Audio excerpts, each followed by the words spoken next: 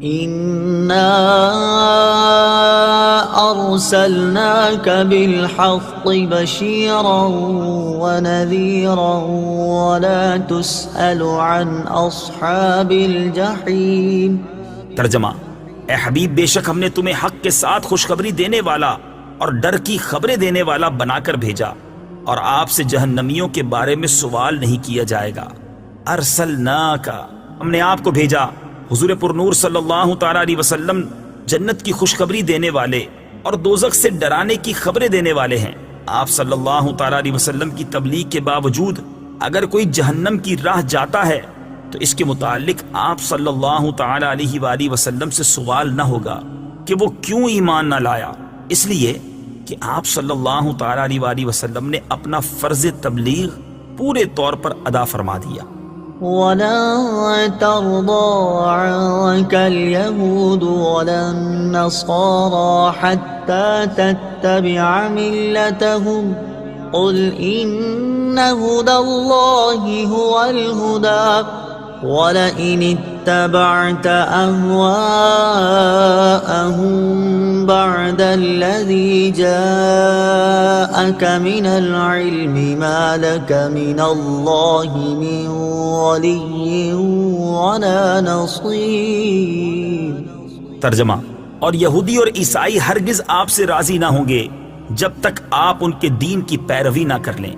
تم فرما دو، اللہ کی ہدایت ہی حقیقی ہدایت ہے، اور اے مخاطب، اگر تیرے پاس علم آ جانے کے بعد بھی تو ان کی خواہشات کی پیروی کرے گا تو تجھے اللہ سے کوئی بچانے والا نہ ہوگا اور نہ کوئی مددگار ہوگا۔ ولن ترضیٰ، اور ہرگز راضی نہ ہوں گے۔ تفسیر صراط الجنان میں ہے، فرمایا جا رہا ہے کہ اے حبیب صلی اللہ تعالی علیہ وآلہ وسلم، یہودی اور عیسائی ہرگز آپ سے راضی نہ ہوں گے جب تک آپ ان کے دین کی پیروی نہ کر لیں، اور یقیناً یہ بات ناممکن ہے کہ آپ ان کے دین کی پیروی کریں کیونکہ وہ باطل ہیں۔ ان کے مقابلے میں آپ جواب دیں کہ اللہ تعالیٰ کی ہدایت ہی حقیقی ہدایت ہے جو اس نے مجھے عطا فرما رکھی ہے۔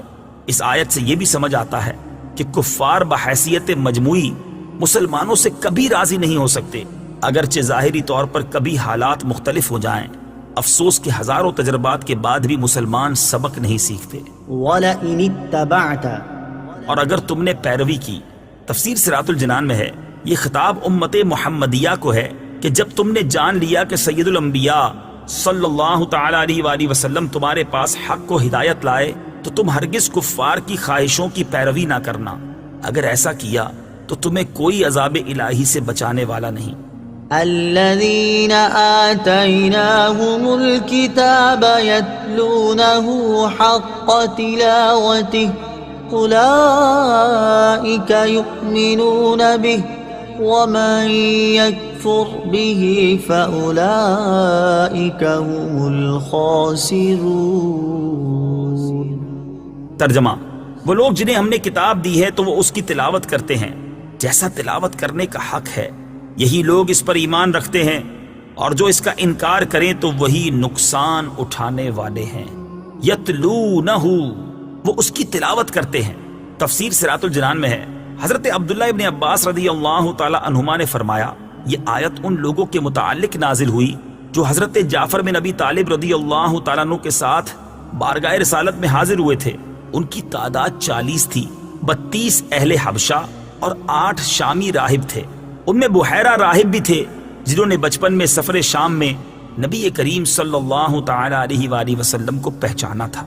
آیت کا مطلب یہ ہے کہ حقیقت میں توریت شریف پر ایمان لانے والے وہی ہیں جو اس کی تلاوت کا حق ادا کرتے ہیں اور بغیر تحریف و تبدیل کیے پڑھتے ہیں اور اس کے معنی کو سمجھتے اور مانتے ہیں، اور اس میں حضور اقدس صلی اللہ تعالی علیہ وآلہ وسلم کی نعت و صفت دیکھ کر آپ پر ایمان لاتے ہیں، اور جو حضور پر نور صلی اللہ تعالی علیہ وسلم کے منکر ہوتے ہیں وہ توریت پر ایمان نہیں رکھتے۔ قرآن مجید کے حقوق، اس سے یہ بھی معلوم ہوا کہ کتاب اللہ کے بہت سے حقوق بھی ہیں۔